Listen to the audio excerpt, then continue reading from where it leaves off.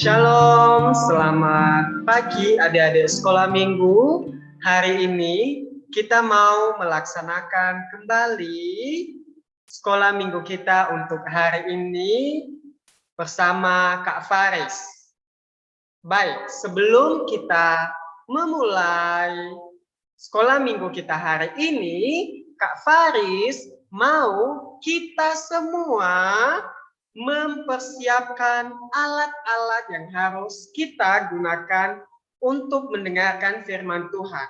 Yang pastinya yang pertama kita harus menyediakan Alkitab.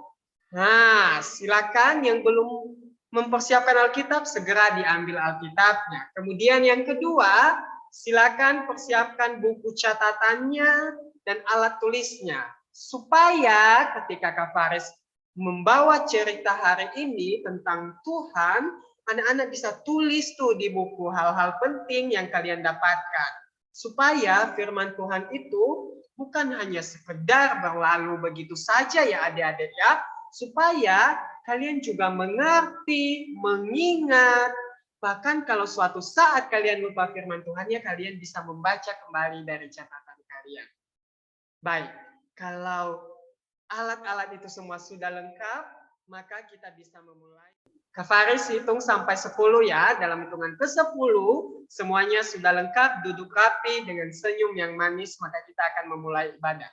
1, 2, 3, 4, 5, 6, 7, 8, 9, 10. Oke, sekarang semua sudah duduk rapi menghadap komputer atau HP-nya dengan senyum terbaik. Kita akan memulaikan ibadah sekolah minggu kita hari ini. Anak-anak, sekarang kita saat teduh. Saat teduh adalah ketika kita datang ke hadapan Tuhan untuk memberikan kita ketenangan dan kefokusan ketika mendengarkan firman Tuhan hari ini. Ketika Bapak nanti bilang amin, baru kita akan selesai berdoa. Anak-anak silakan lipat tangannya, tutup matanya, kita mau datang di hadapan Tuhan.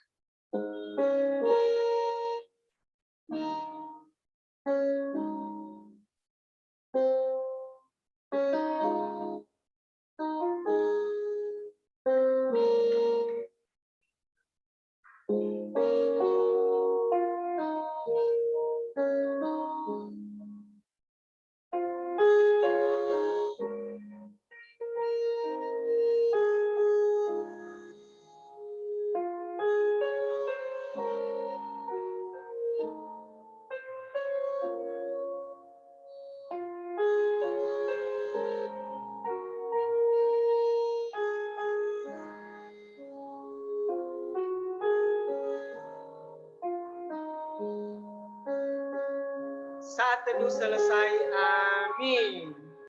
Mari kita bersatu di dalam doa. Bapa kami yang bertata di dalam kerajaan sorga, terima kasih untuk hari ini. Tuhan memberikan kami waktu, Tuhan memberikan kami kesempatan untuk melaksanakan ibadah sekolah minggu hari ini. Ya Tuhan, Engkau yang bantu kami, supaya ibadah hari ini bisa berlangsung dengan baik. Berkatilah teknologi yang kami gunakan, berkati juga kami semua yang mengikuti ibadah, dan juga Kak Faris yang akan membagikan firman Tuhan hari ini. Di dalam nama anak-Mu Yesus Kristus kami berdoa dan bersyukur. Amin. Baik anak-anak semua, sekarang kita sudah siap memulai ibadah kita hari ini.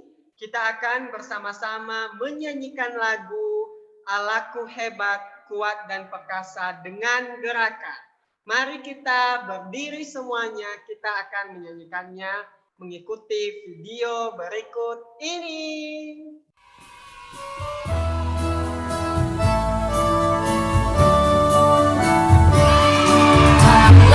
Allahku besar, kuat dan berkuasa, tiada yang mustahil baginya.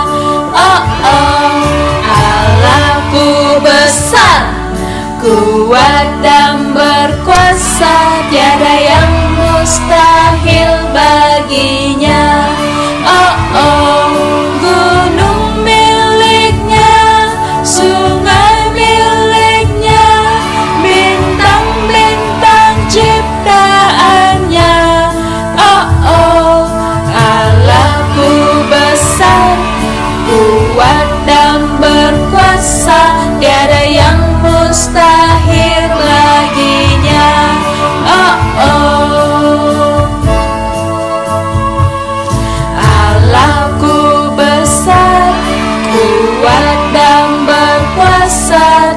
yang mustahil baginya. Oh oh, Allahku besar, kuat dan berkuasa, tiada yang mustahil baginya. Oh oh, gunung miliknya, sungai miliknya, bintang-bintang ciptaannya. Oh oh, Allahku besar, kuat dan berkuasa, tiada yang mustahil baginya. Oh oh. Ya, benar sekali anak-anak. Allah kita itu luar biasa hebat. Yesus itu luar biasa. Allah kita itu luar biasa. Baik, anak-anak, kita akan menyanyikan satu buah lagu lagi untuk mempersiapkan kita untuk mendengarkan firman Tuhan. Mari kita menyanyikan lagu Firman Tuhan ku dengar dalam keadaan duduk semuanya. Kita menyanyikan lagu Firman Tuhan ku dengar.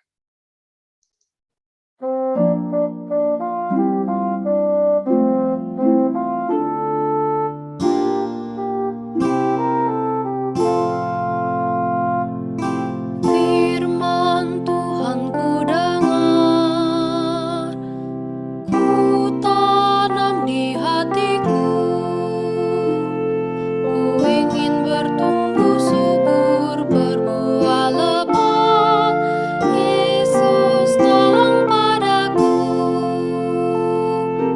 Firman Tuhan ku dengar, ku tanam di hatiku, ku ingin bertumbuh subur, berbuah lebat. Yesus tolong padaku.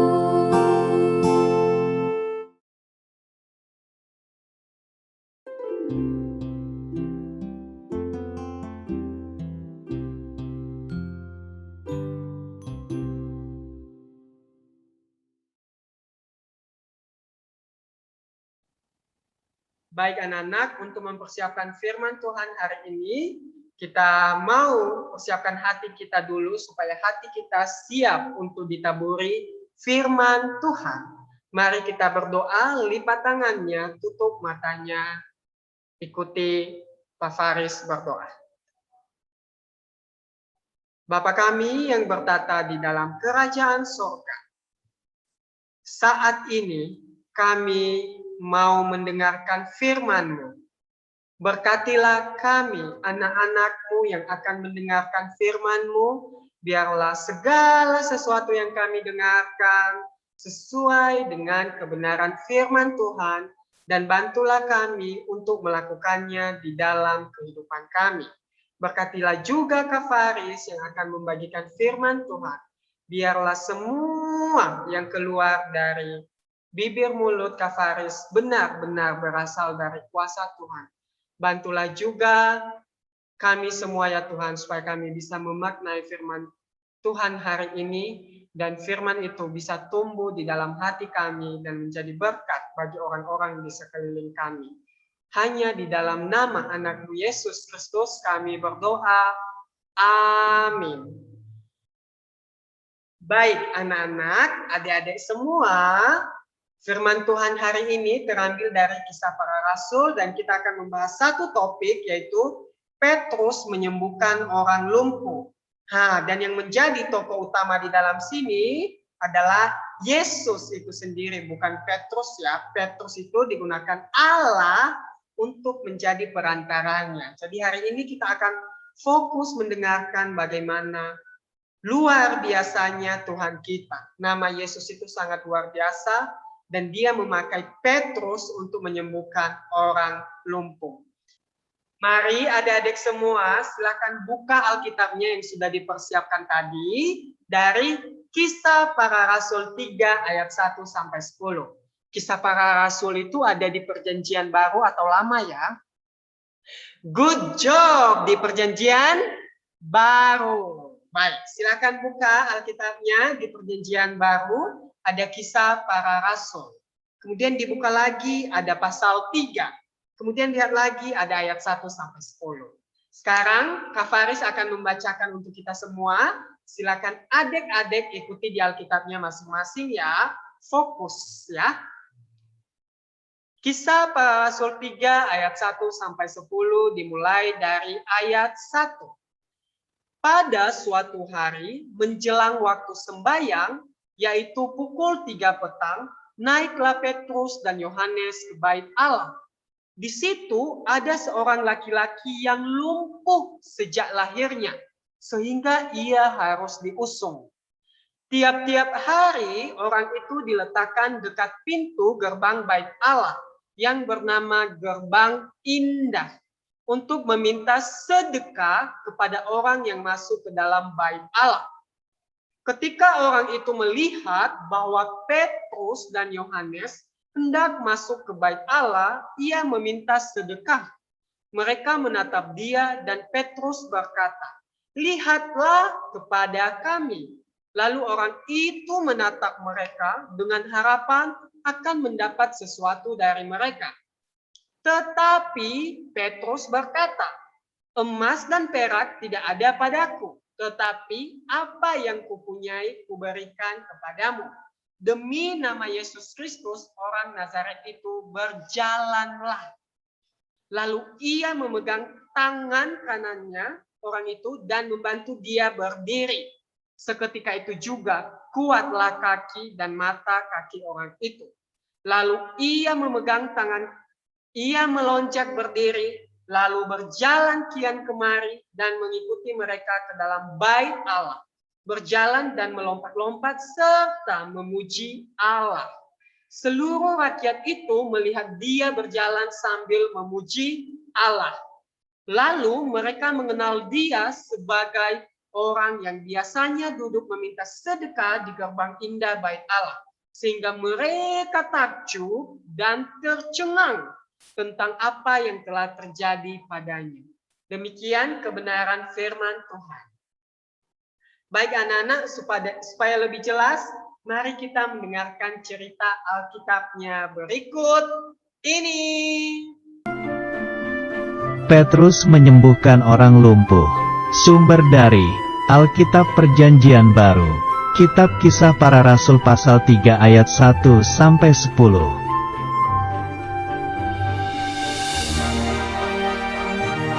Bait Allah adalah tempat ibadah bagi orang Yahudi untuk memberikan persembahan.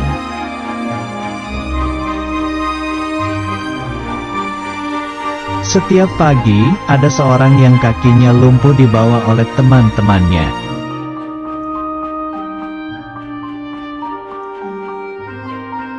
Dia duduk di pintu gerbang bait Allah untuk minta sedekah kepada orang lewat.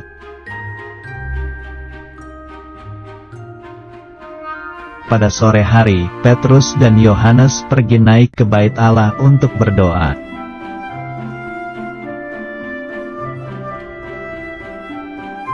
Petrus dan Yohanes memasuki pintu gerbang bait Allah yang disebut Gerbang Indah.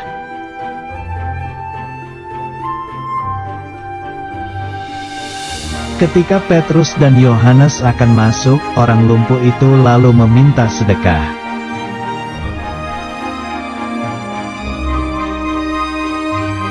Pengemis itu mengharapkan sesuatu, tapi Petrus berkata dia tidak punya emas dan perak.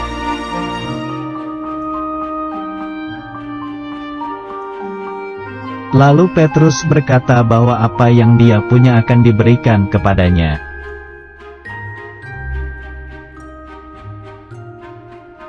Petrus berkata, "Demi nama Yesus Kristus, orang Nazaret itu, berjalanlah."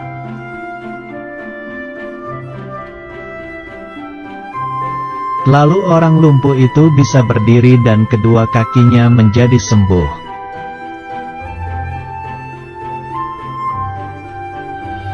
Kemudian pengemis itu berjalan ke sana kemari dan melompat-lompat.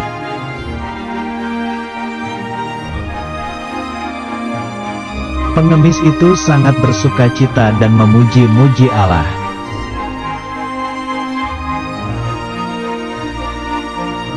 Akhirnya pengemis itu mengikuti Petrus dan Yohanes masuk ke dalam bait Allah.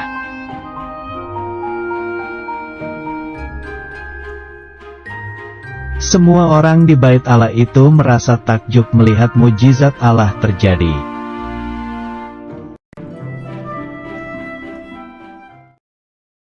Nah, untuk lebih memantapkan apakah kita semua sudah mengikuti firman Tuhan hari ini dan mengerti apa yang ada di dalamnya, Kak Faris mau kita kuis dulu, menjawab pertanyaan ya. Ikuti Kak Faris, silakan nanti dijawab masing-masing ya. Bapak, Kakak tunggu dulu, kita akan menjawab pelan-pelan. Nah, mari kita mulai kuisnya. Ayo kuis. Nah, pertanyaan pertama. Pada jam berapakah Petrus dan Yohanes ke bait Allah? Bagi tadi yang mengikuti dengan baik pasti tahu nih. Jam berapa ya Petrus dan Yohanes ke bait Allah? Ayo, Bapak hitung 1, 2, 3 ya. 1, 2, 3. Jawabannya adalah 3 petang. Nah, berarti yang benar sudah mengikuti firman Tuhan, pembacaan firman Tuhan dengan baik. Kita lanjut. Pertanyaan kedua, Pak Faris bacakan lagi. Apa nama pintu gerbang bait Allah? Apa ya nama pintu gerbangnya tadi? Yang pertama, gerbang indah. Yang kedua, gerbang besar. Yang ketiga, gerbang suci. Yang keempat, gerbang batu. Yang benar yang mana ya? 1, 2, 3.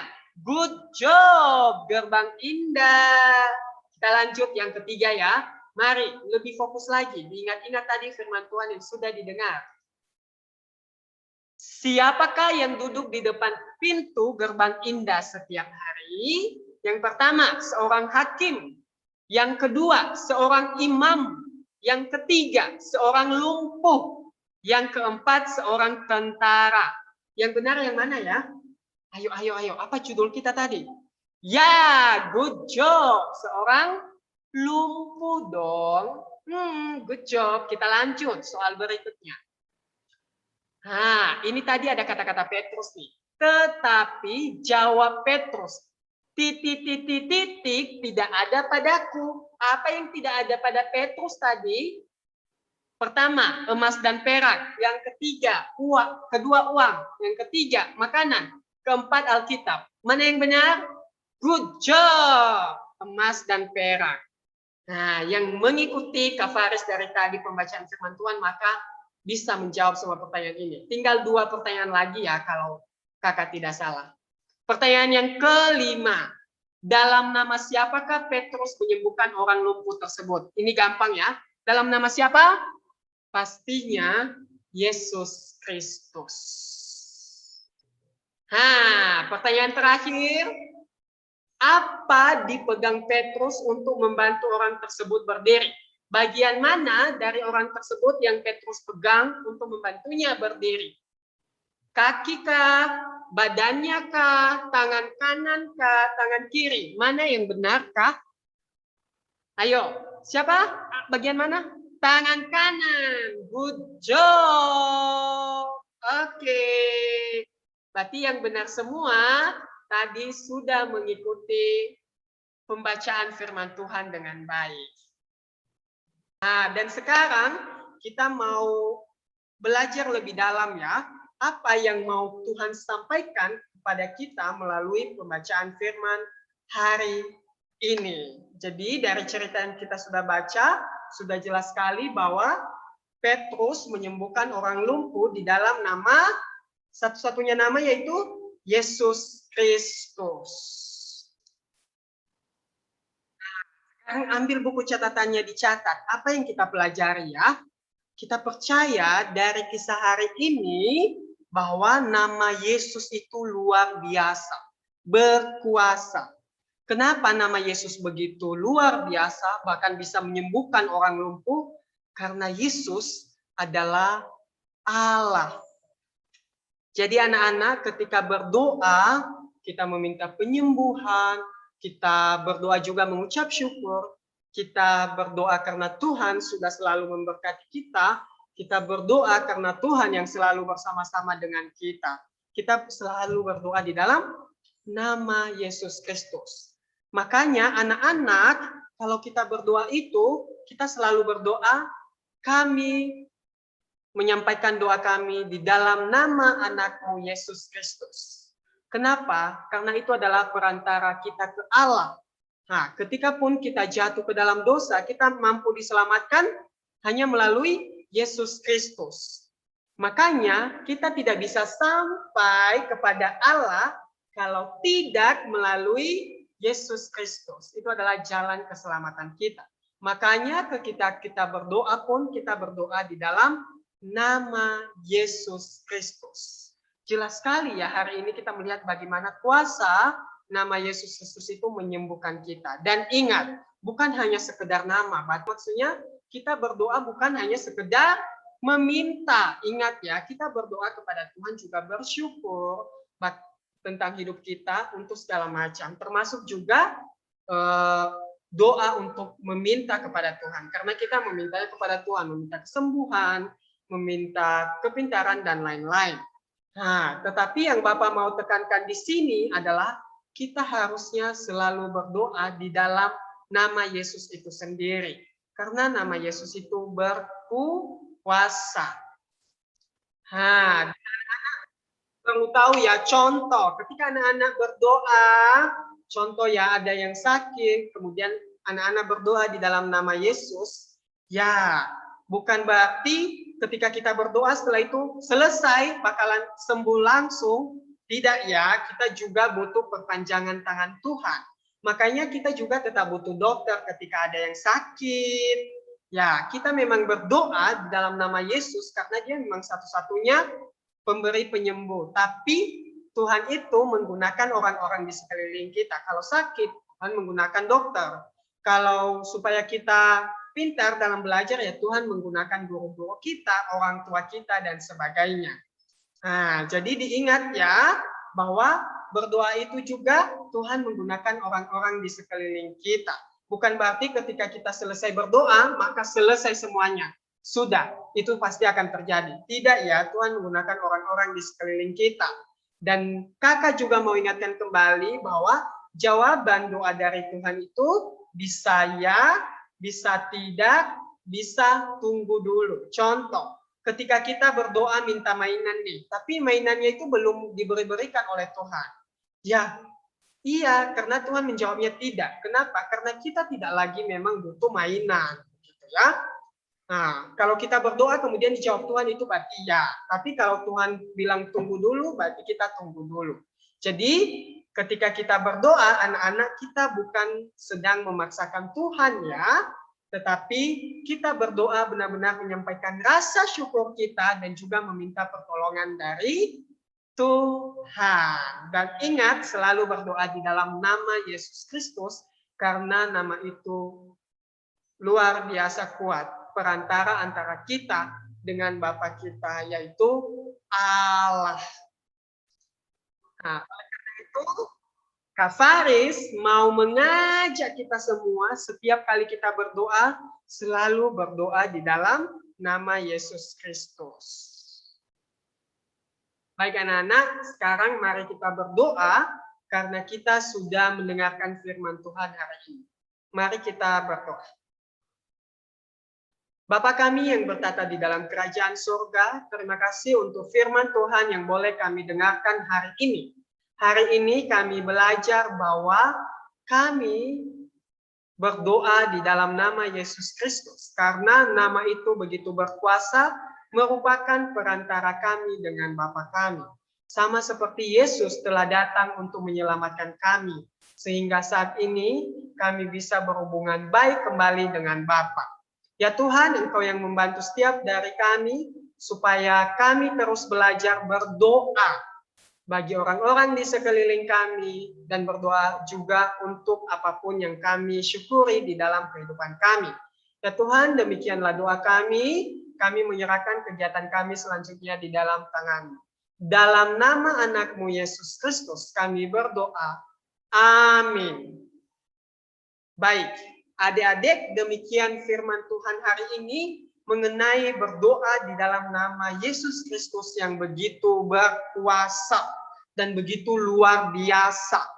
Nah, oleh karena itu, kita mau menyambut firman Tuhan yang sudah kita dengarkan sambil kita memberikan persembahan. Silakan persembahannya diberikan kepada orang tua ya. Persembahannya diberikan kepada orang tua sambil kita menyanyikan lagu Yesus itulah satu-satunya sambil mengikuti gerakan dan juga memberikan persembahan.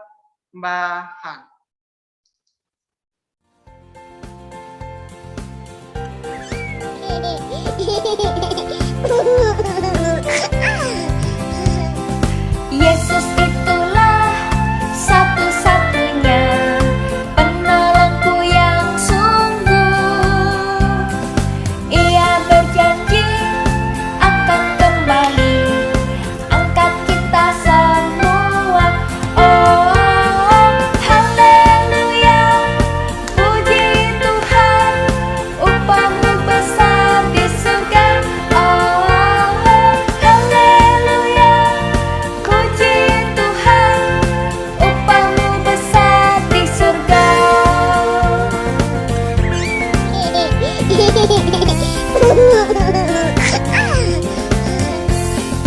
Yesus itulah satu-satunya penolongku yang sungguh. Ia berjanji akan kembali angkat kita semua. Oh, oh, oh, haleluya, puji Tuhan, upahmu besar di surga. Oh, haleluya, puji Tuhan, upahmu besar di surga. Oh, haleluya, puji Tuhan, upahmu besar di surga. Oh, haleluya, puji Tuhan, upahmu besar di surga. Baik anak-anak, untuk mengakhiri ibadah kita hari ini, mendengarkan firman Tuhan dan sebagainya, kita berdoa dulu ya. Setelah itu kita akan lanjutkan nanti dengan melakukan kegiatan sesuai video berikutnya nanti. Tapi sebelumnya mari kita berdoa dulu, kita bersyukur kepada Tuhan dan berdoa juga untuk persembahan yang sudah kita berikan. Mari kita berdoa. Lipat tangannya, tutup matanya. Bapa kami yang bertata di dalam kerajaan sorga, terima kasih untuk waktu ini ya Tuhan, firman Tuhan yang sudah kami dengarkan, biarlah firman itu tumbuh di dalam hati kami dan menjadi berkat bagi orang-orang di sekeliling kami. Terima kasih juga ya Tuhan, saat ini kami sudah memberi persembahan, biarlah persembahan itu bisa digunakan untuk kemuliaan nama-Mu. Ya Tuhan, kami berdoa secara khusus untuk guru sekolah minggu kami, Engkau yang terus memberkati mereka semua, supaya Tuhan memberikan kesehatan, supaya bisa tetap semangat untuk mengajari kami. Berdoa juga untuk setiap dari kami dan juga teman-teman kami dimanapun mereka berada, biarlah firman-Mu itu terus kami dengarkan dan juga berikanlah kemampuan kepada kami untuk terus belajar walaupun dari rumah. Tuhan, kami juga berdoa untuk orang tua kami, berkatilah orang tua kami yang terus membimbing kami dari rumah, biarlah berikan kesehatan dan kemampuan juga. Hanya di dalam nama anak-Mu Yesus Kristus kami berdoa dan mengucap syukur. Amin. Baik anak-anak, sekarang kita mau melakukan kegiatan, kita mau membuat buku doa. Silakan anak-anak ikuti video berikut ini.